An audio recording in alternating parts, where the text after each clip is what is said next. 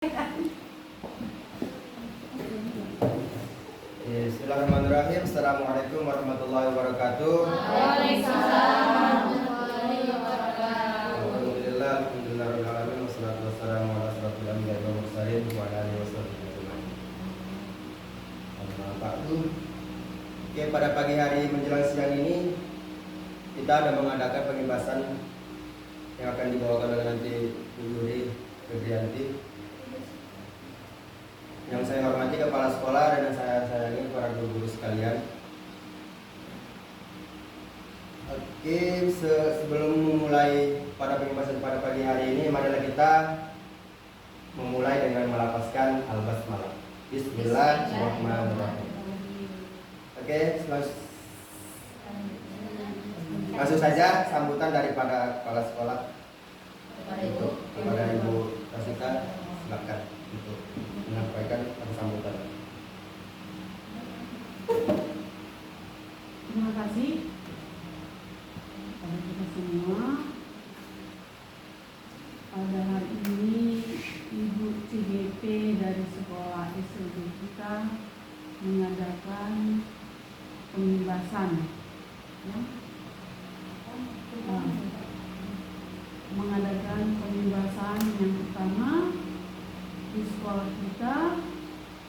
Semoga pengibasan yang dilakukan oleh Ibu Yuri untuk CGP berguna dan bermanfaat bagi kita semuanya, khususnya guru-guru, dan terkhusus untuk Bu Yuri untuk mencapai capaian menjadi GP.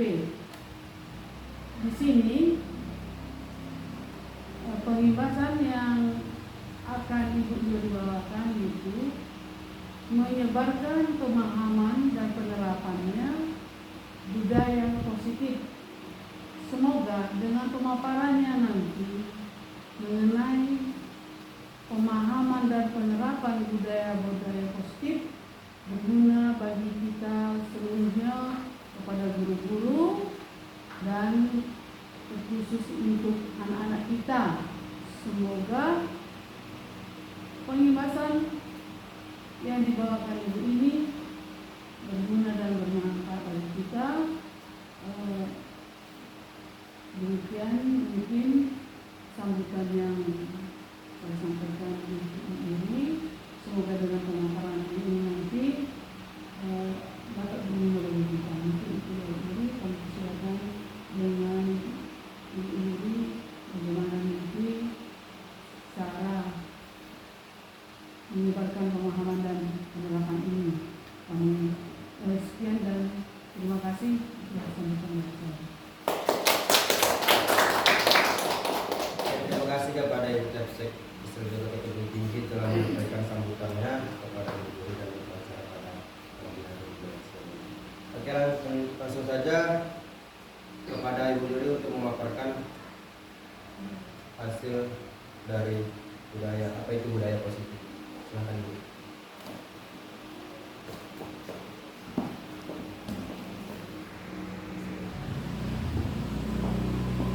Baiklah, terima kasih atas kesempatan yang diberikan kepada saya.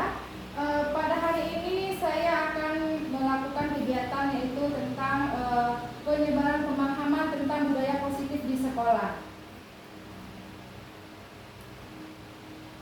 Nah, konsep inti dari budaya positif ini ada perubahan paradigma belajar, disiplin positif, nilai-nilai kebajikan, kebutuhan dasar manusia, motivasi perilaku manusia, posisi kontrol, keyakinan kelas, dan segitiga restitusi.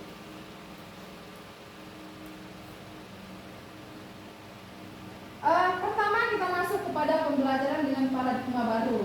Nah, pembelajaran dengan paradigma baru ini merupakan pembelajaran dirancang berdasarkan prinsip pembelajaran berdiferensiasi, sehingga para peserta didik belajar sesuai kebutuhan berdasarkan tahap perkembangan sesuai teori psikologi modern untuk mewujudkan profil pelajar Pancasila. Karena memang tujuan pendidikan kita itu yaitu mencapai profil Pancasila.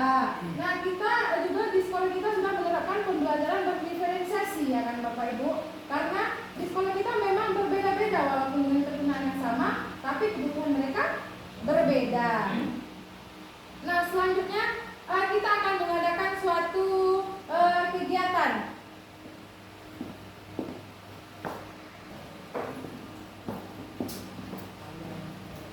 Ini kertasnya dibagi kecil aja ya. Oke. Dudukan berdua-dua ini ya. Satu menjadi si A dan satu menjadi si B. Nah,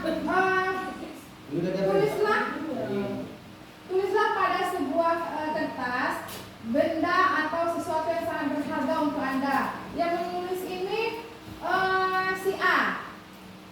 Letakkan salah satu tangan Anda di tangan Anda dan genggam. Ya, si A. Nah, siapa yang jadi si A?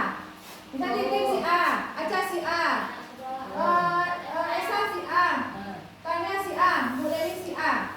Yang si A ini yang menulis entah benda apa kek atau sesuatu yang dia harapkan. Jangan tahu yang teman di sebelahnya. Nah, nanti si B berusahalah membuka rahasia si A ini dari kepalanya, entah dengan cara membujuk, dengan cara merayu, dengan cara mengiming-iming kasih uang atau pokoknya bagaimana si B merayu si A supaya si A memberitahu apa sih isi dalam genggamannya ini. Ayo coba ditulis.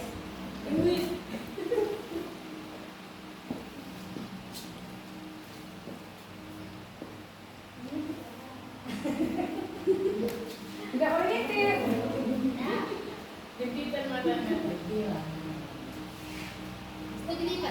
Kira dilipat, terserah sekali. Pokoknya dia tahu si B ini apa yang kita bikin. Sudah? Nah, sekarang tugas si A adalah mempertahankan apakah itu suka hati dia. Mau dia memberitahu si B, mau dia tidak. Tapi si B berusaha untuk membuka genggamannya, entah mau dibujuk, dirayu, disuap, atau apa saja agar si A ini mau membuka kepalanya ini. Coba lakukan. Ayo Alwi, coba positif.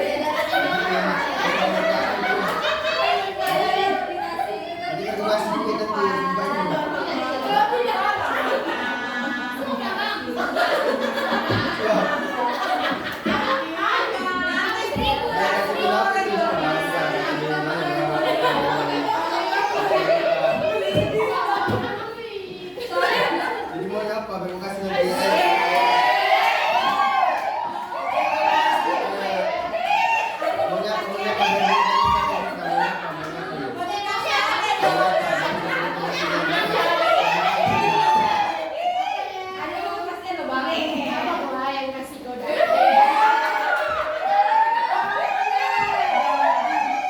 Sudah ya? Nah, kemungkinan apa yang terjadi? Mungkin si A bersedia membuka, atau dia tidak bersedia membuka, atau tetap bertahan dengan genggamannya, ya kan? Nah, sesuai dengan teori kontrol yang dari Dr. William Dwyer, ilusi selama ini kita bayangkan bahwa guru itu bisa mengontrol murid. Ya, pada dasarnya kita tidak dapat memaksa murid untuk berbuat sesuatu jika murid tersebut memilih untuk tidak melakukannya. Ya, seperti kita tadi, dia tidak mau melakukan, tapi selama ini kita berilusi bahwa kita bisa mengontrol murid. Ya, tapi pada kenyataannya ternyata tidak, karena saat bentuk kontrol guru menjadi kebutuhan dasar yang dipilih murid tersebut, teori kontrol menyatakan bahwa semua perilaku memiliki tujuan, bahkan terhadap perilaku yang tidak disukai. Kadang murid itu tidak menyukai dengan apa yang kita perintah, tapi kita sebagai pengontrol lah kita rasa, ya kan, kita hanya memerintah murid. Rupanya itu berlawanan dengan keinginannya. Nah, inilah miskonsepsi kita selama ini tentang teori kontrol. Ilusi kita guru mengontrol murid, atau bahwa semua penguatan positif, efektif dan bermanfaat, maksudnya biar murid mau menulis, kita ini, ayo orang nanti ibu kasih duit. Itu berarti kita kan memberi penguatan positif atau mengiming-imingi dia, ternyata itu tidak bermanfaat. Atau ilusi bahwa kritikan membuat rasa bersalah mampu menguatkan karakter, atau kita bikin dia merasa bersalah. Itulah kamu tadi kayak gitu, kayak gini jadinya kan. Nah, seperti itu kita lakukan, ternyata itu bukan tidak juga termasuk yang betulnya, yang bagusnya. Nah, ilusi juga bahwa orang dewasa berhak memaksa. Selama ini kan itu pikiran kita, aku dewasa dan kita paksa dia kecil-kecil untuk mengikuti kehendak kita, karena kita merasa kita itu benar. Lalu sebetulnya siapakah pemegang kontrol yang sesungguhnya? Iya, itu adalah diri kita sendiri. Tentu saja diri kita sendiri yang memegang kontrol atas kepala tangan kita tadi. Apakah kita mau membuka atau menutup kepala tangan kita untuk bergantung pada diri kita masing-masing sesuai dengan kebutuhan dasar kita saat itu. Nah, bila kita ingin membuat kemajuan perlahan, sedikit-sedikit ubahlah sikap atau perilaku kita. Namun, bila kita ingin memperbaiki cara-cara utama kita, maka kita perlu mengubah kerangka acuan. Ubahlah bagaimana kita melihat dunia, bagaimana kita berpikir tentang manusia. Ubahlah paradigma kita, skema pemahaman dan penjelasan aspek-aspek tertentu tentang realitas atau kenyataan. Nah, inilah perubahan paradigma stimulus respon ke pendekatan teori kontrol. Kalau menurut stimulus respon, realitas nyata kebutuhan kita itu sama. Nah, kalau menurut teori kontrol, kebutuhan kita itu berbeda. Betul apa tidak? Betul. Nah, semua orang melihat hal yang sama. Kalau menurut teori kontrol, setiap orang memiliki gambaran yang berbeda. Selanjutnya pada stimulus respon, kita mencoba mengubah orang agar berpandangan sama dengan kita. Kita pernah juga melakukan seperti itu kan, kita ubah orang supaya mereka memiliki pandangan yang sama dengan kita. Oh, ini sebetulnya baik, ternyata menurut dia itu tidak baik. Nah, itulah pada teori kontrol kita berusaha memahami pandangan orang lain tentang dunia. Kita tidak boleh memaksa orang itu harus sepandangan dengan kita. Kemudian perilaku buruk dilihat sebagai suatu kesalahan pada teori stimulus respon. Kalau di teori kontrol hanya ada yang bisa mengontrol, hanya Anda yang bisa mengontrol diri Anda. Kan kita tadi tidak bisa dikontrol oleh orang lain ya kan, dengan kepalan tangan kita yang buat, walaupun dibujuk dikasih ini kita tidak mau karena kita masih mempertahankan kontrol diri kita. Kemudian pada stimulus respon dia mengatakan orang lain bisa mengontrol saya. Nah, di teori kontrol hanya kita bisa mengontrol diri kita.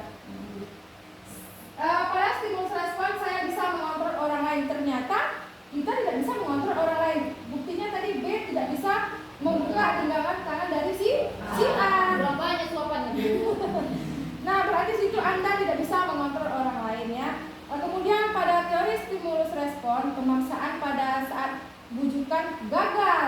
Udah dibujuk-bujuk tapi dia tetap tidak mau ya. Nah, pada teori kontrol ini kolaborasi dan konsensus menciptakan pilihan baru. Mana tahu tadi dengan kolaborasi antar kedua belah pihak, makanya si A mau. Nah, gitu. Nah, kalau pada teori stimulus respon ada menang dan kalah. Pada teori kontrol keduanya menang dan menang. Masuk kita ke materi kedua, yaitu disiplin positif. Pernahkah kita mendengar kata-kata disiplin positif? Nah, kita setelah kita mendengar kata disiplin, yang terbayang di benak kita itu adalah apa biasanya? Ya, ketaatan, kepatuhan, ya kan, atau pada peraturan. Memang kata disiplin kita juga kita hubungkan dengan hukuman ya, pada ujung-ujungnya kena hukuman, tidak mematuhi disiplin kena hukum, kan seperti itu. Padahal itu berbeda, karena belajar tentang disiplin positif tidak harus memberi hukuman. Justru itu adalah salah satu alternatif terakhir, kalau perlu tidak kita gunakan sama sekali. Dalam budaya kita, kata disiplin dimaknai menjadi sesuatu yang dilakukan seseorang pada orang lain untuk mendapatkan kepatuhan. Kita cenderung menghubungkan kata disiplin dengan ketidaknyamanan. Bila murid kita melakukan kesalahan, kita cenderung mengasihnya hukuman. Itu kan membuat anak itu sebenarnya tidak nyaman dengan apa yang kita lakukan. Nah, disiplin positif itu adalah suatu pendekatan untuk menerapkan disiplin diri pada anak, tanpa hukuman dan tanpa hadiah. Kita sangka selama ini hadiah itu membuat dia bisa berubah. Ternyata tidak. Nanti kita bahas selanjutnya. Disiplin positif perlu diterapkan baik dalam lingkungan keluarga maupun lingkungan sekolah. Dengan menerapkan disiplin positif diharapkan tindak kekerasan dapat kita hindari. Sebagai seorang pendidik, tujuan kita adalah menciptakan peserta didik yang memiliki disiplin diri sehingga mereka berperilaku mengacu pada nilai-nilai kebajikan universal dan memiliki motivasi intrinsik dalam perubahan perilaku ke arah yang lebih baik. Itu tujuan kita adakan disiplin positif di sekolah kita nanti. Yang ketiga yaitu masuk kita ke nilai-nilai kebajikan. Nilai yang disepakati bersama terlepas dari suku, bangsa, agama, bahasa maupun latar belakang. Tidak ada hubungannya dengan agama, tidak ada hubungannya dengan suku bangsa. Ini adalah nilai yang sudah kita sepakati bersama. Contoh-contoh nilai kebajikan yaitu profil pelajar Pancasila yang beriman dan bertakwa terhadap Tuhan Yang Maha Esa dan berakhlak mulia, berkebinekaan global, gotong royong, mandiri, kreatif dan bernalar kritis. Itulah nilai kebajikan yang terkandung dalam profil pelajar Pancasila. Selanjutnya ada pada Ibu Primary Years Program. Itu ada nilai toleransi, rasa hormat, integritas, mandiri, menghargai, antusias, empati, keingin-tahuan, kreativitas, kerjasama, percaya diri dan komitmen. Selanjutnya pada nilai keterampilan hidup, dapat dipercaya, lurus hati, pendengar yang aktif, tidak merendahkan orang lain dan memberikan yang terbaik dari diri. Nah, materi keempat yaitu tentang kebutuhan dasar manusia. Kita sebagai manusia tentu memiliki kebutuhan masing-masing ya. Kebutuhan dasar manusia itu adalah segala sesuatu yang kita lakukan untuk mendapatkan apa yang kita inginkan. Seluruh tindakan yang kita lakukan memiliki tujuan tertentu dan semua usaha terbaik yang kita lakukan adalah dalam rangka agar kebutuhan dasar kita terpenuhi dengan baik. Di sini terdapat 5 kebutuhan dasar manusia. Pertama, kebutuhan bertahan hidup, kebutuhan yang bersifat fisiologis untuk bertahan, misalnya kesehatan, rumah, dan makan. Kedua itu kebutuhan kasih sayang berasa diterima, kebutuhan untuk memberi dan menerima kasih sayang, dan kebutuhan untuk merasa menjadi bagian dari suatu kelompok, keinginan untuk tetap terhubung dengan orang lain seperti teman, keluarga, pasangan hidup, dan teman kerja. Ketiga, kebutuhan penguasaan. Kebutuhan ini berhubungan dengan kekuatan untuk mencapai sesuatu, menjadi kompeten, menjadi terampil, diakui atas prestasi dan keterampilan kita, didengarkan dan memiliki rasa harga diri. Keempat yaitu nilai kebebasan. Kebutuhan untuk bebas adalah kebutuhan akan kemandirian, otonomi, memiliki pilihan dan mampu mengendalikan arah hidup seseorang. Anak-anak dengan kebutuhan kebebasan yang tinggi menginginkan pilihan, mereka perlu banyak bergerak, suka mencoba-coba dan tidak terlalu terpengaruh dengan orang lain. Kelima itu kebutuhan kesenangan, kebutuhan untuk mencari kesenangan, bermain dan tertawa.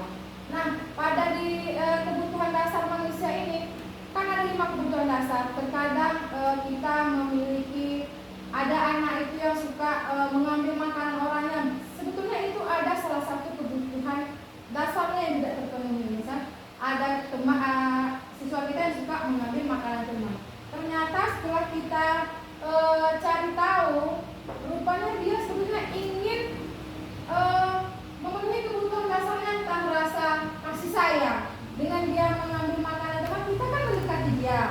Nah itu ternyata yang diinginkannya, makanya dia berbuat salah. Atau ada anak-anak yang suka mengambil barang-barang temannya, ada fisikawan yang diambil, ada fisikawan yang diambil. Ternyata dia ingin memenuhi kebutuhan dasarnya itu menjadi penguasa.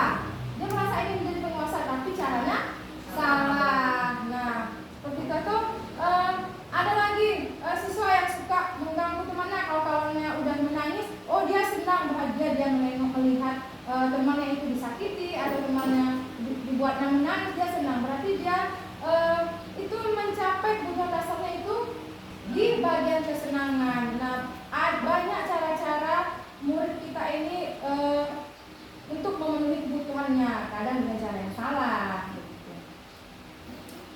Yang kelima yaitu motivasi perilaku manusia. Nah, di sini ada 3 motivasi. Pertama untuk atau hukuman. Yang kedua untuk mendapatkan imbalan atau penghargaan dari orang lain. Yang dua ini merupakan motivasi ekstrinsik atau motivasi dari luar. Kita berperilaku, kita juga pernah dilepas waktu kita sekolah supaya kita tidak mendapat hukuman. Ya sudah, kita lakukan, jalankan peraturan itu, kita ikuti disiplin. Ternyata itu hanya gara-gara biar kita tidak kena hukum, kita lakukan. Berarti itu masih dari luar diri kita ya kan, karena ada hukuman makanya kita patuh, misalnya mau pakai baju yang rapi, mau pakai seragam karena ada hukuman. Nah, kalau motivasi intrinsik untuk menjadi orang yang mereka inginkan dan mencapai diri sendiri dengan nilai-nilai yang mereka percaya. Nah, sebetulnya motivasi intrinsik ini yang mau kita tunjukkan pada diri murid supaya dia sadar, tidak lagi gara-gara ada hukuman, gara-gara ada hadiah maka dia mau melakukan kedisiplinan. Sekarang kita mau menumbuhkan supaya kedisiplinan itu tumbuh dari diri mereka sendiri, tidak lagi takut kena hukum, tidak lagi mengharapkan kita kasih hadiah.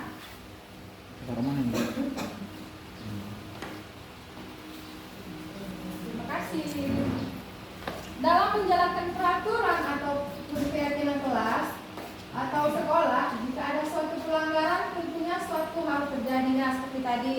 Jika ada pelanggaran kita kasihlah hukuman, kita kasihlah konsekuensi atas pelanggaran yang dia lakukan. Selama ini kita melakukan seperti itu ya kan? Ya. Nah, untuk itu kita perlu meninjau ulang tindakan penegakan peraturan atau keyakinan kelas atau keyakinan sekolah kita selama ini. Tindakan terhadap suatu pelanggaran pada umumnya berbentuk hukuman atau konsekuensi. Misalnya anak tidak pakai seragam, kita kasih hukuman. Tidak pakai sepatu seragam, kita kasih lagi hukuman. Kan biasanya seperti itu yang kita lakukan. Dalam kegiatan ini kita akan diperkenalkan dengan program disiplin positif yang dinamakan dengan restitusi. Nah, selama ini Bapak Ibu sudah mendengar belum apa itu restitusi? Belum. Oke, nah inilah kita bahas pada pertemuan kali ini. Kemana? Jadi restitusi itu adalah sebuah proses menciptakan kondisi bagi murid untuk memperbaiki kesalahan mereka sehingga mereka bisa kembali pada kelompok mereka dengan karakter yang lebih kuat. Nah, di sini kita minta mereka sendiri yang memperbaiki kesalahan mereka tersebut. Misalnya suka datang terlambat. Nah, nanti kita lakukan restitusi. Bagaimana biar dia kebiasaan itu tidak terlambat lagi. Apa langkah-langkahnya yang nanti akan bisa kita lakukan. Kemudian restitusi juga merupakan sebuah proses kolaboratif yang mengajarkan murid untuk mencari solusi atas masalah mereka dan membantu murid berpikir tentang orang seperti apa yang mereka inginkan dan bagaimana mereka harus memperlakukan orang lain.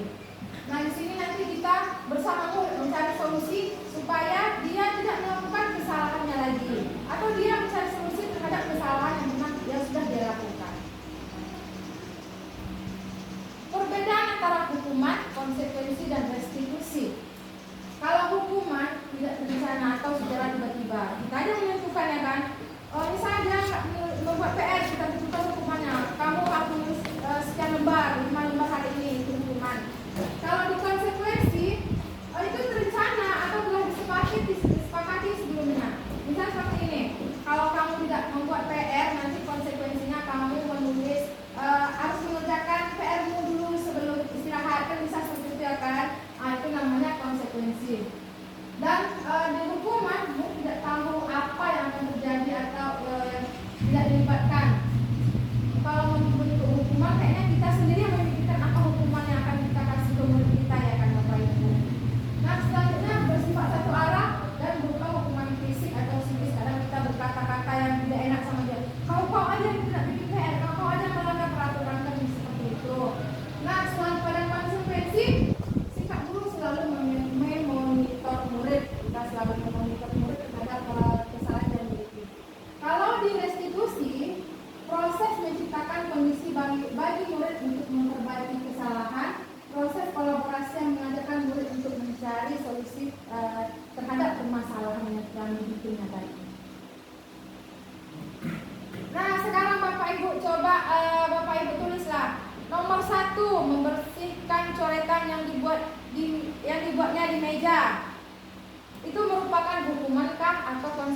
konsekuensi.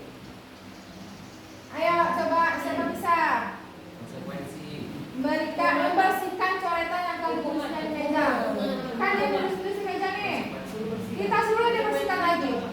Ya, kita akan rencana. Itu hukuman apa konsekuensi? Hukuman. Ayo catat dulu nomor 1 hukuman. Nanti coba kita cek. Alfi apa Pi? Alfi konsekuensi. Oke.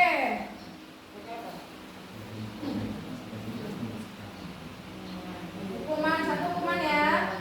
Yang kedua, murid diminta untuk push up 15 kali karena tidak menggunakan masker di sekolah. Ini masih COVID ini ya kan? Tidak pakai masker kita sudah push up 15 kali. Itu hukuman. Ya, lalu hukuman. Hukuman, oke. Sepakat hukuman. Coba yang ketiga, menggantikan kertas tugas teman yang telah dicoret-coret. Konsekuensi. Keempat, berjemur di lapangan basket pukul 12 siang karena ngobrol dengan teman. Kelima, murid diminta bertelanjang kaki sepanjang hari karena tidak menggunakan sepatu warna hitam sesuai peraturan sekolah. Konsekuensi. Kalau nggak pakai sepatu hitam, ya hukuman. Oke, nanti menemukan perbedaannya di mana. Oke, lanjut. Nomor 6, berdiri di depan kelas sambil mengangkat satu kaki dan menuliskan pertanyaan. Yang terakhir yaitu membersihkan tumpahan air di meja tulis karena tersenggol pada saat belajar. Nomor 6 ya? Nomor 7.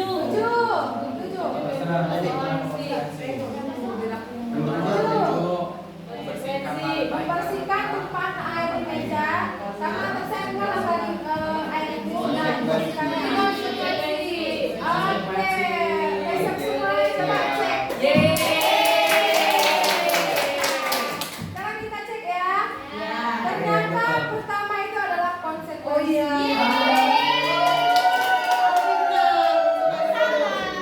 Karena dia sudah mencoret-coret di meja dan disuruh bersihkan, berarti dia harus menyelesaikan masalahnya itu ya kan? Konsekuensi. Kemudian kalau kita suruh dia bersihkan karena tidak pakai masker, memang itu adalah hukuman. Nomor 3. Konsekuensi. Menggantikan kertas tugas ya.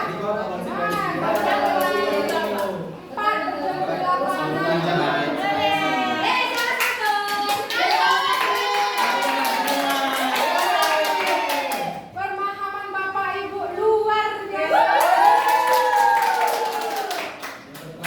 Pertanyaan kaki itu adalah konsekuensi di sana. Coba kita pikirkan apa konsekuensi kalau misalnya dia tidak pakai sepatu warna hitam. Misalnya disuruh aja tidak bersepatu di ruang kelas, gitu aja. Kalau udah kayaknya dia menyiksa itu kan termasuk hukuman. Udah kita suruh dia berkeliling sepanjang apa tadi? Tidak pakai sepatu kan menyakiti ya kan? Itu termasuk hukuman. Pokoknya tersakiti itu hukuman. Jadi oke, lanjut. Kita masuk ke restitusi. Nah, restitusi ini yang paling disukai oleh guru dan murid kayaknya. Apa itu? Oke lah. Jalur damai. Jalur damai. Restitusi adalah menciptakan kondisi bagi murid untuk memperbaiki kesalahan mereka, sehingga mereka bisa kembali pada kelompoknya dengan karakter yang lebih kuat. Restitusi juga merupakan proses kolaboratif yang mengajarkan murid untuk mencari solusi untuk masalah mereka dan membantu murid berpikir tentang orang seperti apa yang mereka ingin jadi atau bagaimana mereka harus memperlakukan orang lain. Nah, di sini maksudnya di restitusi ini siswa itu tahu kesalahannya apa. Nah, kita bersama murid nanti mencari solusi. Kita bimbinglah murid kita mencari solusi atas permasalahan yang telah mereka lakukan. Apalagi murid kita yang ABK, sangat dibutuhkan kolaborasi antara guru dan murid. Mungkin di sekolah-sekolah umum bisa kita tanya, kamu lakukan ini, jadi apa yang harus dilakukan supaya tidak ini? Dia kan bisa menjawab. Kalau kita sebagai di sekolah luar biasa, kita membantu mereka juga memikirkan apa solusi yang harus dilakukannya biar mereka tidak melakukan kesalahan lagi. Nah, ciri-ciri restitusi bukan untuk menebus kesalahan, namun untuk belajar dari kesalahan.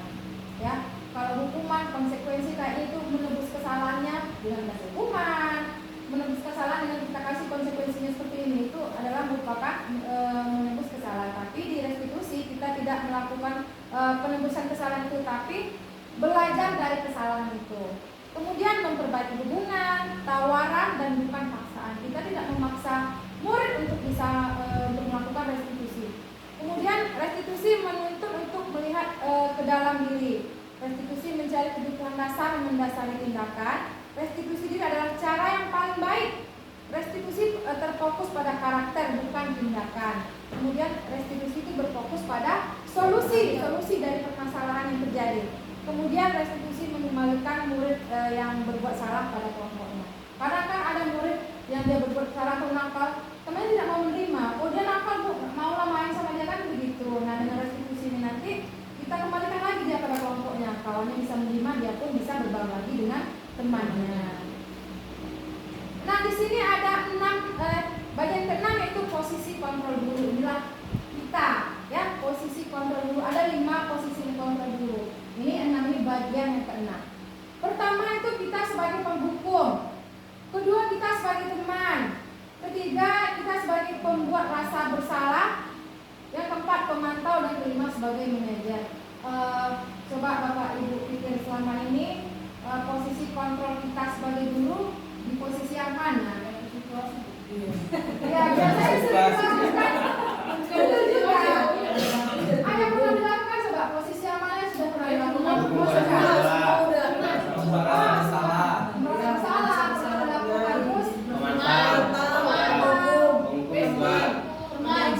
Semuanya pernah, Bu.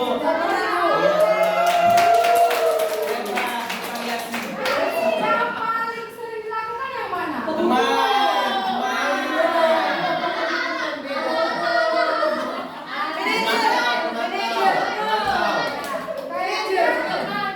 Yang kita lakukan itu hukum ya.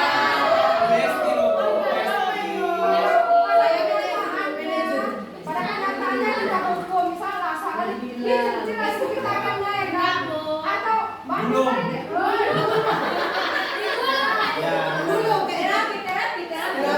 mungkin banyak kita lakukan selama ini menghukum atau teman, karena kita di sekolah luar biasa kita bujuk-bujuk dia kita sebagai teman biar dia tidak merajuk ya kan. Tapi semua itu kita lakukan demi kebaikan murid. Iya. Nah, penjelasannya 5 posisi kontrol. 1 sebagai seorang penghukum bisa menggunakan hukuman fisik maupun verbal. Kita juga mengucapkan kata-kata kasar dalam anak kita ya kan, secara tidak langsung, secara tidak sengaja karena beremosi. Nah, kita kadang tidak sengaja, tidak sadar kita mengeluarkan kata-kata negatif juga. Nah, orang menjalankan posisi penghukum senantiasa mengatakan bahwa sekolah memerlukan sistem atau alat yang dapat lebih menekan murid-murid lebih dalam lagi. Kalau di menghukum, kita bagaimana cara murid bisa supaya dia tertekan. Jadi dia takut akan hukuman, dia tidak melanggar disiplin, kan begitu jadinya. Nah, selanjutnya itu pada pembuat merasa bersalah. Pada posisi ini biasanya guru akan bersuara lebih lembut, membuat rasa bersalah, akan menggunakan keheningan yang membuat orang lain merasa tidak nyaman, bersalah atau rendah diri. Ya, kita berbicara dengan anak itu dengan lemah lembut. Jadi dia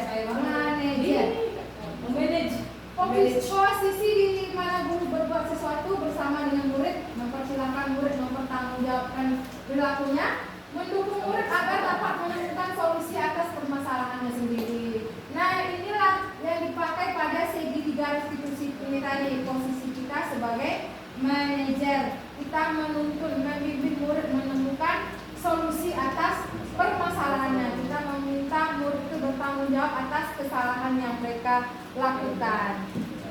Pada yang dulu Bu merangkap jadi manajer. Iya. Sekarang kita menonton sebuah video. Kan gajinya Bu. Nanti kita lihat Benar kan? Kalau menteri naikkan gaji kami. Kalau mau yang diturunkan naik lagi. Di sini ada berbagai posisi kontrol.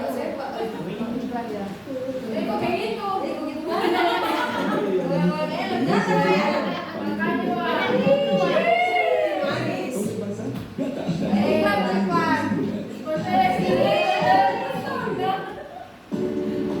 Nah, coba Bapak Ibu perhatikan.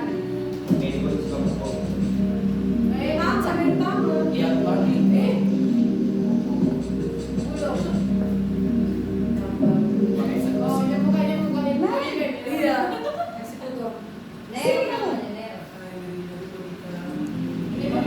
Kayaknya lagi 9 juta. Kamu deh, pasti terlambat. Maaf Bu, saya Apa? Apa coba? Alasan kamu apa lagi? Kapan sih kamu tidak terlambat? Malas sekali ya kamu jadi anak. saya Dasar pemalas. Gak kapok-kapok sih kamu. Sudah berapa kali terlambat?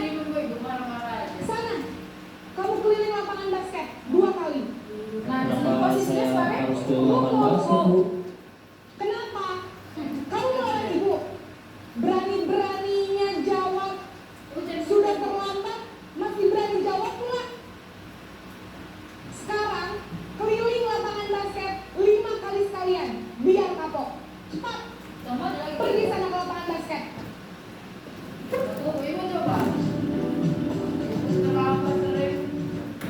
Nah, di posisi penghukum tadi kan gurunya aja yang aktif memberikan hukuman. Dia tidak berdiskusi dulu dengan muridnya.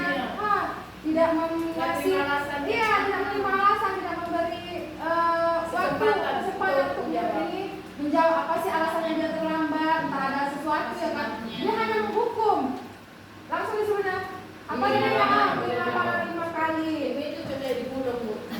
Nah, selanjutnya kita lihat pada posisi pembuat merasa bersalah, bagaimana perkataannya, bagaimana dia memperlakukan murid.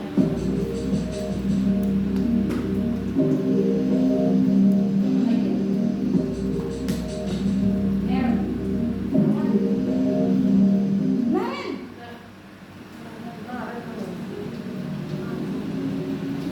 Selamat pagi Bu. Naren. Kamu kenapa terlambat lagi, nak? Ya Tuhan, Naren. Kamu senang ya bikin ibu susah ya? Kalau kamu terlambat lagi, nanti ibu yang ditegur bapak kepala sekolah, nak. Disangka ibu tidak bisa membina kamu. Duh, gimana ini? Maaf Bu, Duh, Gusti Naren. Kamu suka ya kalau ibu tegur bapak kepala sekolah? Terus, sekarang ibu harus tulis apa ini di buku absen? Ini kamu sudah sering terlambat loh. Ibu harus apa coba? maaf Bu, maaf sekali. Ya sudah, lain kali jangan bikin ibu susah lagi ya nak ya. Ibu tidak akan kuat lagi kalau kamu begini terus. Bisa jantungan kalau ibu ditegur bapak kepala sekolah. Sana cepat kelas. Maaf ya Bu, maaf sekali. Ini adalah posisi guru sebagai pembuat merasa bersalah. Iya, kalau anak yang merasa bersalah. Kalau bisa dia. Itu gulungan. Dari kata-katanya tadi kita perhatikan kan berbeda dengan yang penghukum. Yang penghukum membentak-bentak, terus berkata agak negatif ya. Kalau ini dia membuat bagaimana anak itu merasa bersalah karena dia telah membuat kesalahan. Sekarang posisi sebagai teman. Hai Besti, kasih dia aja tuh sama.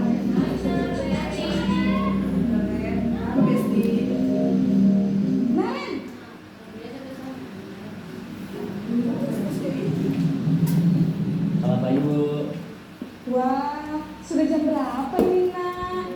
Terlambat lagi ya sayang.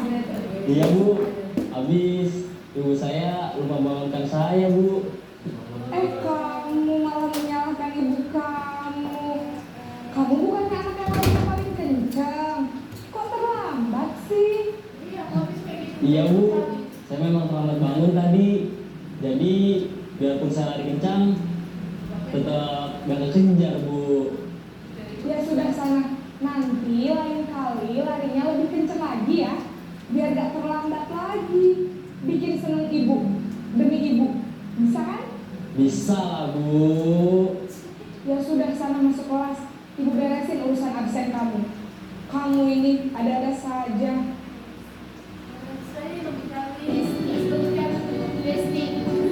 Itulah posisi kita sebagai teman. Kalau kita posisi kita sebagai teman, kayaknya anak itu nyaman ya. Tapi terlalu nyaman nanti kita Ini CCTV nih, CCTV ya. Sekarang ya, sebagai posisi kita memantau atau monitor.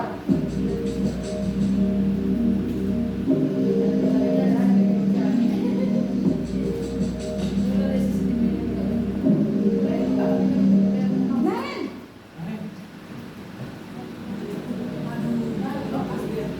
Selamat pagi Bu. Naren, apa peraturan sekolah kita tentang jam berapa kita harus masuk sekolahnya? Kita harus di sekolah jam 7 Bu.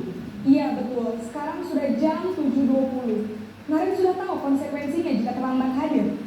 Paham Bu, saya harus tinggal kelas pas jam istirahat selama 20 menit. Iya benar, konsekuensinya demikian. Jadi nanti jam 9.30 pas istirahat, kamu harus tinggal di kelas, kerjakan tugas tambahan untuk ketertinggalan kamu, ya? Baik Bu.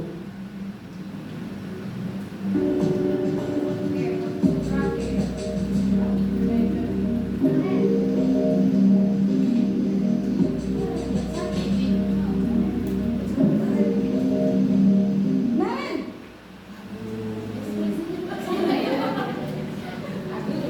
Selamat pagi Bu. selamat pagi Naren. Maaf Bu, saya terlambat. Iya, sekolah masuknya jam 7, sekarang sudah jam 7.20. Jadi sekarang bagaimana ini Naren? Maaf Bu, saya lupa setel alarm saya semalam. Baiklah, menurut kamu, keyakinan sekolah yang mana yang perlu kamu tingkatkan? Menghargai diri sendiri dan orang lain mungkin ya Bu. Setuju. Jadi, apakah Naren meyakini prinsip saling menghormati tersebut? Iya Bu, saya meyakininya. Apakah Naren bersedia memperbaiki masalah keterlambatan ini? Bersedia Bu. Bagaimana kamu akan perbaiki masalah keterlambatan ini? Saya akan coba untuk tidak lupa menyetel alarm saya Bu. Baik, kalau Naren lupa menyetel alarm di rumah, ada orang yang kira-kira bisa bantu mengingatkan tidak? Ada Bu, kakak saya, Kak Emma. Ada lagi selain Kak Emma?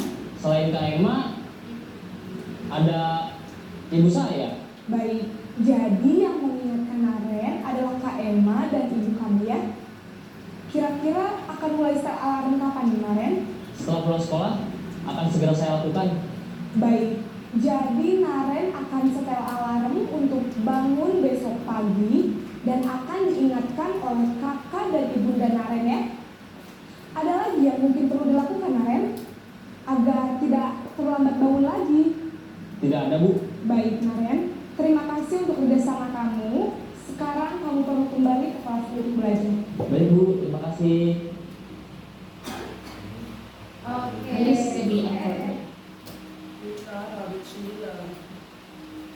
Nah, jika kita di posisi murid, mana yang paling enak di perasaan mereka? Manajer. Sebagai besti, sebagai teman, yang manajer ya kan? Iya, tidak tertekan. Dan sebagai posisi teman, kita enak ngomongnya sama guru tersebut. Kalau di posisi manajer, kita kan tahu langkah apa yang harus kita lakukan supaya kita tidak melakukan kesalahan lagi ya. Nah, selanjutnya kita masuk ke mana tadi misalnya? Ini. Nah, Bapak Ibu guru hebat, silahkan sebutkan posisi kontrol apa yang selama ini Bapak Ibu terapkan. Yang paling sering, yang dominasi. Hukuman.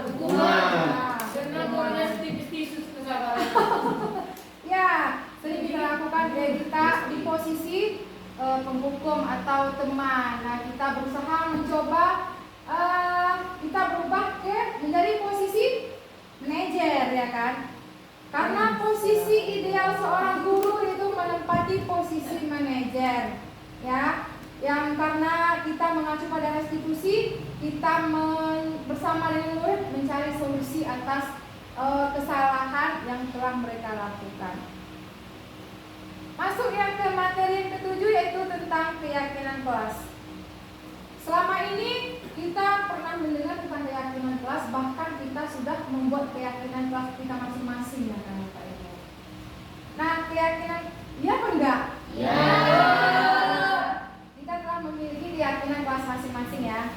Keyakinan kelas itu adalah prinsip atau nilai yang dipegang oleh suatu kelompok atau komunitas dalam konteks pendidikan. Ini mencakup komitmen untuk saling menghormati, bekerja sama, bertanggung jawab, berusaha maksimal, dan mendukung pembelajaran aktif.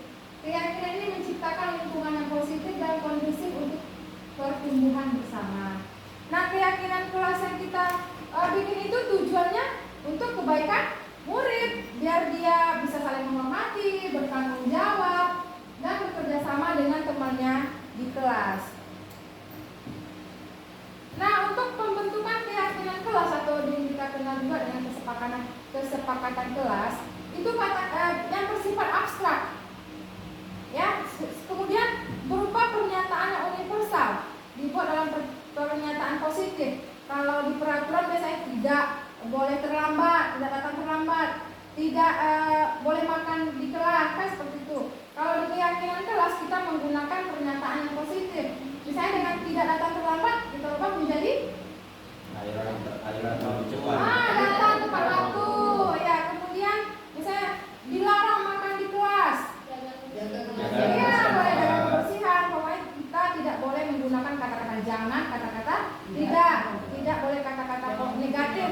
Karena di sini dibuat dalam pernyataan yang positif. Kemudian sedikit saja agar mudah diingat oleh murid. Banyak kali kesepakatan kelas bingung dia, apa ini yang dilanggar, apa ini yang mau diterapkan, kan begitu. Kita cuma 5, 6, apalagi dengan kondisi murid kita ya, anak betul-betul khusus. Nggak usah kita bikin kesepakatan kelas kita banyak, sedikit aja. Satu aja Bu. Satu janganlah. Nanti ibu bilang. Kemudian sesuai dengan kondisi kelas dan sekolah sehingga mudah diterapkan. Semua warga sekolah atau warga kelas kita libatkan saat pembuatan keyakinan kelas. Keyakinan keluar pula ini. Salah ketik ini. Saat membuat keyakinan kelas, begitulah. Nah, semua murid kita ikutkan di sini. Nggak kita hanya membuat keyakinan kelas. Kalau cuma murid membuat keyakinan kelas berarti itu peraturan, ya kan? Karena kita kalau membuat keyakinan kelas atau kesepakatan kelas, kita harus sepakat dengan murid, ya kan? Memang kita kalau dengan murid kita mungkin agak kesulitan, ya kan? Karena murid kita betul-betul sudah kita bilangkan juga kita ini anak, gini ya bu, dia pasti gitu. Mana Bu? Semua iya Bu. Tapi kita kasih tahu juga datang tepat waktu. Nah, kalau datang terlambat nanti apa datangnya? Iya, karena posisi kita tadi sebagai apa kita di situ. Atau dia makan di kelas. Pada misalnya kesepakatan kelas tidak boleh makan di kelas, kita ubah menjadi jaga kebersihan atau menghargai orang lain. Nanti kita tanya, loh ini makan Melanggar sih. Kan seperti itu. Ibu berharga katanya. Nah, oke, lanjut ke pembahasan selanjutnya yaitu segitiga restitusi. Nah, segitiga restitusi ini adalah suatu proses dialog yang dijalankan oleh guru agar dapat menghasilkan murid yang mandiri dan bertanggung jawab. Inilah sebetulnya tujuan utama kita menjadi guru, ya kan? Biar murid itu mandiri dan bertanggung jawab. Nah, di segitiga restitusi ini ada 3 tahap. Pertama, menstabilkan identitas. Kedua, validasi tindakan yang salah. Ketiga, menanyakan keyakinan.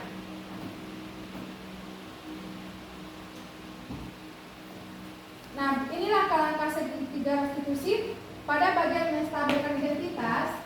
Ini merupakan bagian dasar dari segitiga yang bertujuan untuk mengubah identitas anak dari orang yang gagal karena melakukan kesalahan menjadi orang yang sukses. Bisa dengan kata-kata kita seperti ini. Bisa dia sudah melakukan kesalahan nih, lalu kan kita panggil. Kalau melakukan segitiga restitusi ini dia kan kita panggil. Nah, untuk menstabilkan identitas ini kita bisa boleh mengucapkan seperti ini kepada dia. Berbuat salah itu tidak apa-apa, tapi habis itu kita jangan nanti validasi tindakan yang salah. Nah, pada menstabilkan identitas juga boleh tidak ada manusia yang sempurna, atau saya juga pernah melakukan kesalahan seperti itu, atau kita bisa menyelesaikan ini, itulah boleh kata-kata seperti itu. Kemudian lanjut ke validasi tindakan yang salah. Setiap tindakan kita lakukan dengan satu tujuan, yaitu untuk memenuhi kebutuhan dasar. Kan ada tadi 5 kebutuhan dasar kita, kebutuhan dasar manusia, yaitu tadi apa? Bertahan hidup, kasih sayang, sebagai apa tadi, penguasa ya kan? Dan kebebasan, ada tadi 5 kebutuhan dasar. Sebetulnya memang kenapa anak itu melakukan kesalahan, berarti ada kebutuhan dasar itu tidak terpenuhi. Misalnya kebutuhan dasar kesenangan, dia suka melihat orang lain menderita, mungkin hal itu senang dia, makanya dia mengganggu teman. Itulah berarti dia ingin dia mungkin ingin pengen diperhatikan, pengen dikasih sayang dari dirinya. Dia merasa kebutuhan dasarnya itu disayangi gurunya lah. Makanya guru perhati kalau menurutnya ya seperti itu. Nah, validasi tindakan yang salah, kalau kita memahami kebutuhan dasar apa yang mendasari sebuah tindakan, kita akan bisa menemukan cara-cara paling efektif untuk memenuhi kebutuhan dasar tersebut. Nah, itu tadi, setelah kita tahu kebutuhan dasar apa yang dilanggar oleh anak ini, kita tahulah bagaimana cara kita mencari solusi atas permasalahan itu. Misalnya dengan kata-kata seperti ini, padahal kamu bisa melakukan yang lebih buruk dari ini ya, kita gimana dia dulu. Misalnya dia menjemput temannya, padahal kamu bisa melakukan yang lebih buruk dari ini ya, tapi kan gini, kita kasih lagi pernyataan penguatan yang positif lainnya. Atau kamu pasti punya alasan mengapa kamu melakukan itu. Kemudian kita dengan langkah yang ketiga yaitu menanyakan keyakinan. Teori kontrol menyatakan bahwa kita pada dasarnya termotivasi secara internal atau dari dalam diri kita sendiri. Ketika identitas sukses telah tercapai atau langkah yang pertama, kita dan langkah kedua yang validasi tindakan yang salah, maka anak akan siap untuk dihubungkan dengan nilai-nilai yang dia percaya dan berpindah menjadi orang yang dia inginkan. Dengan perkataan, kamu mau menjadi orang seperti apa? Seperti posisi manajer tadi. Udah tahu dia salahnya apa? Apa solusinya? Nah, inilah contoh melakukan segitiga restitusi kemarin.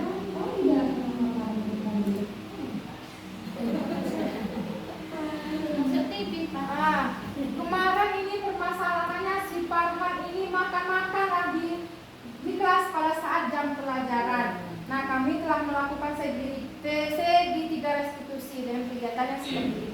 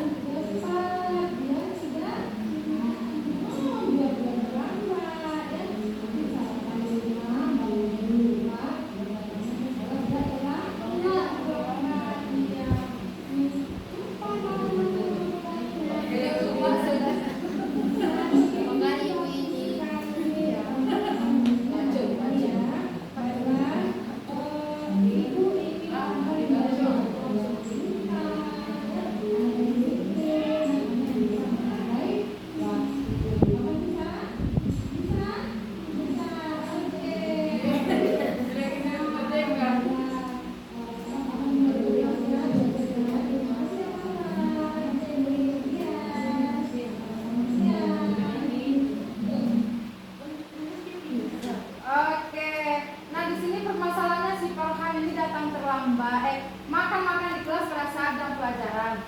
Setelah ditanya, ternyata dia lapar di kelas. Kenapa bisa lapar? Tidak sarapan, Bu. Kenapa tidak sarapan? Takut terlambat katanya. Nah, kita validasi tindakan yang salah lagi. Kenapa takut terlambat? Bangunnya jam berapa? Jam 7, Bu. Nah, karena bangun jam 7 ya otomatis takut terlambat.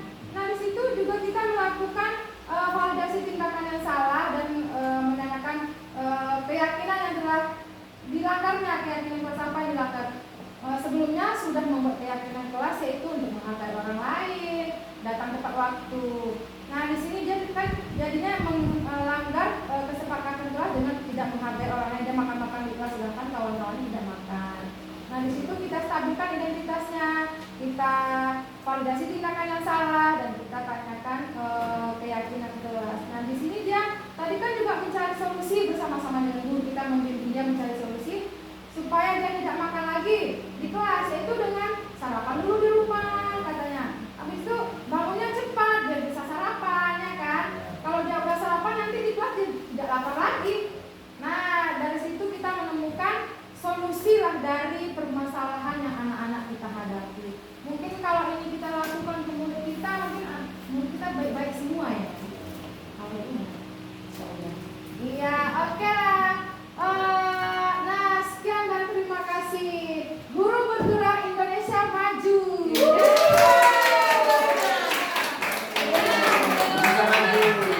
Ada tidak pertanyaan dari Bapak Ibu? Ya ada, Bu. Lepas. Bisa paham ya kan? Ya, karena ibu menjelaskan dengan damai dan sejahtera. Nah, saya minta satu atau dua orang guru menyampaikan dulu refleksinya atau kesimpulan dari kegiatan kita ini, apa yang didapat dari kegiatan kita ini. Tadi Alwi bisa bicara dua kali. Silakan. Oke lah, ya silakan Bu Tania. Ya, saya mengucapkan terima kasih yang terbesar-besarnya kepada Ibu Yuri Febriati SDDGR karena sudah memberikan wawasan yang luas, yaitu bagaimana menjadi guru yang tadinya jadi pemukul menjadi manajer. Terima kasih. Oke, terima kasih. Satu lagi. Ayo, Pak Kami. Terima kasih kepada Ibu Yuri dari pemaparannya tadi. Saya bisa mengambil kesimpulan bahwasannya itu guru itu bisa menjadi penghukum juga bisa, menjadi teman juga bisa, menjadi manajer bisa, dan menjadi Mantau. Merasa bersalah. merasa bersalah. Jadi mungkin bisa nanti diterapkan kepada muridnya dan akan diberikan ke murid lain untuk bisa menjadi guru yang pengontrol, guru sebagai guru pengontrol yang Terbaik. terbaik. Oke.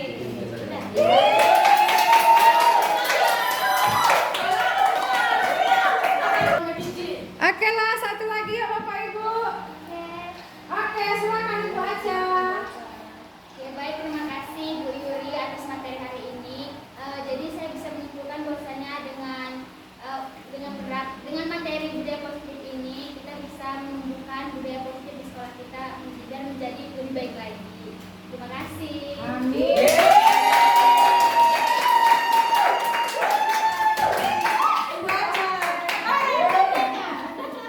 Baiklah, hanya itu yang dapat saya sampaikan pada kesempatan kali ini. Terima kasih atas waktu dan peran Bapak Ibu semua. Semoga sekolah kita semakin maju dalam menerapkan budaya positif ini dan anak-anak kita juga semakin sukses dan bisa menjadi anak-anak yang mandiri. Terima kasih sekali lagi. Assalamualaikum warahmatullahi wabarakatuh.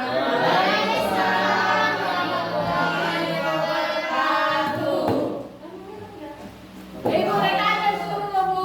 Ibu ayo Oke, terima kasih kepada seluruh guru dan juga terima kasih kepada Ibu Yuri telah memaparkan hasil materi pada pagi menjelang siang ini tentang budaya positif. Semoga kita bisa menerapkan budaya positif di sekolah kita ya, Ibu dan Bapak guru. Oke, Pak. Oke, sisi terakhir selanjutnya mari kita selesaikan pada siang hari menjelang pagi. Para jangan melepaskan alhamdulillah.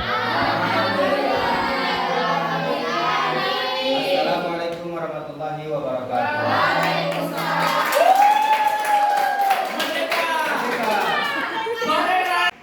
Assalamualaikum warahmatullahi wabarakatuh. Waalaikumsalam warahmatullahi wabarakatuh. Oke, selamat pagi anak ibu.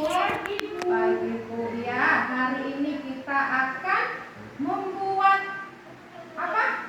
Keyakinan ke kelas. Ya, Dendi tahu apa keyakinan kelas?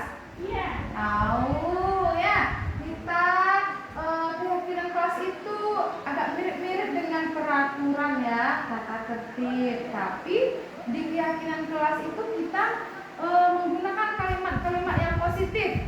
Ya, Nindi? Iya. Keyakinan kelas kita sepakati bersama ya. Iya. Oke. Nah, biar kita semua itu tertib, apa yang kita lakukan?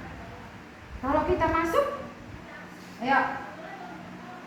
Biasanya tidak boleh terlambat. Iya, tidak boleh terlambat. Nah, oleh sebab itu kita bikin ya kesepakatan kelas kita apa? Hah? Datang tepat waktu. Oke, datang tepat waktu ya. Iya. Sepakat? Sepakat? Sepakat. Sepakat. Setuju dah, Pak? Iya. Iya, kita tulis ya. Apa yang pertama? Datang. Apa tadi, Nindi? Datang Tepat. tepat Datang tepat. waktu. Iya, bagus. Datang tepat waktu. Kemudian apa? Apa lagi? Datang tepat waktu ya, dapat. Habis itu, nah ini sampah-sampah boleh nggak kita buang di kelas kita? Boleh. Oh, tidak boleh ya. Kita tidak boleh membuang sampah sembarang. Nah, kita tidak boleh membuang sampah di kelas. Di mana kita buang sampah? Di kelas. Tidak boleh di Tidak boleh kelas, di tapi di tong sampah. Sampah. Iya, nah kita sepakatilah kesepakatan kelas kita harus menjaga kebersihan. Iya, dapat. Kita jaga kebersihan. Iya, kita dapat tidak boleh buang sampah di kelas ya. Makanya kita harus menjaga kebersihan. Iya, Nindi, kita tulis ya. Iya. Setuju? Setuju. Setuju, oke. Yang kedua adalah apa ini? Menjaga. Menjaga apa? Menjaga apa? Kebersihan. Oke, kita jaga kebersihan. Oke, selanjutnya apa lagi? Apa lagi ya? Udah dua. Apa lagi? Menjaga kebersihan. Iya, satu tadi datang tepat waktu ya, dapat. Jadi nggak ada lagi terlambat yang ini ya. Iya. Nah, habis itu jaga kebersihan ya, dapat. Nggak boleh kita buang sampah sembarang. Nah, terus apa lagi? Satu lagi, ayo. Menghargai teman. Menghargai teman. Kita tidak boleh ngejek-ngejek teman ya. Iya. Tidak boleh pukul-pukul Tidak boleh pukul teman. Dapat nggak boleh cubit-cubit teman ya. Ada dengar? Dindi tidak boleh cubit-cubit teman ya. Iya. Tidak boleh pukul teman ya. Iya. Nah, kita bikin satu lagi kesepakatan apa? Menghargai teman ya. Yang ketiga, menghargai teman. Oke, kita punya 3 kesepakatan kelas ya. Iya. Satu apa, Nindi? Satu. Apa satu? Nindi. Datang tepat. Waktu. Oke, bagus. Apa dapat datang tepat waktu? Yang kedua, menjaga kebersihan. Yang ketiga, menghargai teman ya, Biji. Iya, Bu. Oke. Nah, nanti Ibu bikin dulu yang bagus ya. Iya. Habis itu kita cetak, kita tempelkan nanti di dinding kita ya. Iya. Oke. Oke. Oke. Oke.